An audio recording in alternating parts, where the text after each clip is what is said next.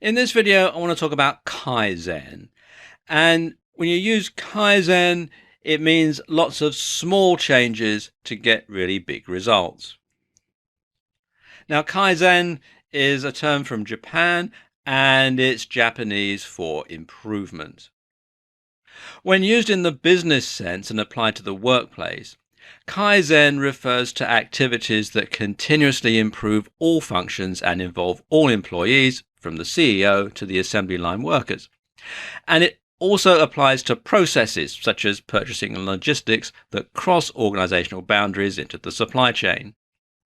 It has been applied in healthcare, psychotherapy, life coaching, government, banking, and other industries.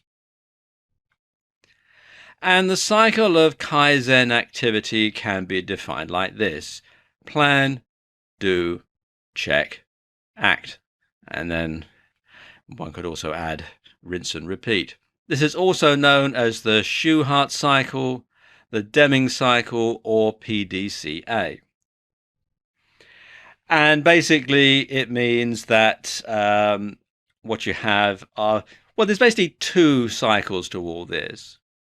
The first cycle is plan, do, check, and act, while the second cycle is a subset of the do part, containing problem finding, display, clear, and acknowledge.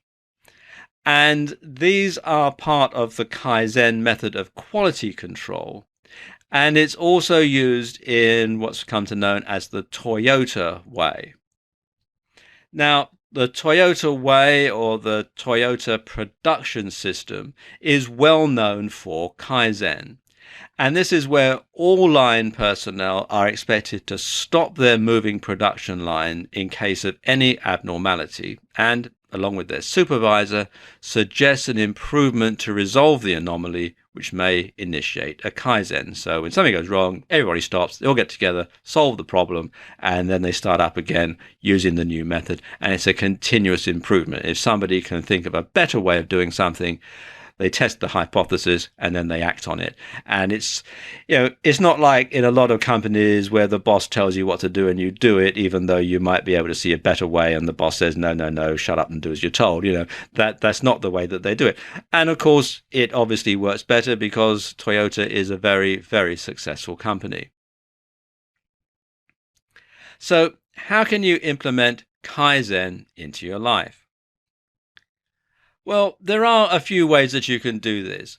One thing that you could do is cut out the coffee that you buy on your way to work in order to save more money. I mean, I don't know how much a cup of coffee costs from a coffee shop where you live, but it's generally a great deal more expensive than it is making your own coffee. So cut out the coffee you buy on your way to work, save the money, and then you can put that savings towards the cost of your next holiday or the deposit on a new car.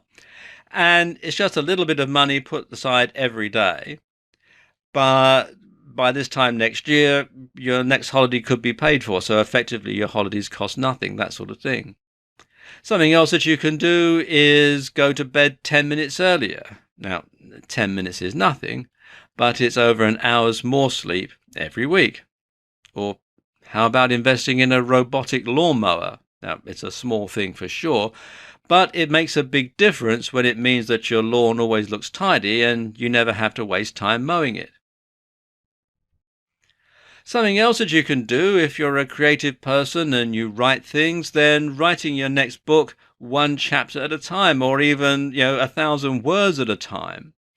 And some of the greatest works of literature have been published this way. For example, many of Charles Dickens' novels, and in particular some of his early works, were actually published originally as articles in Strand magazine.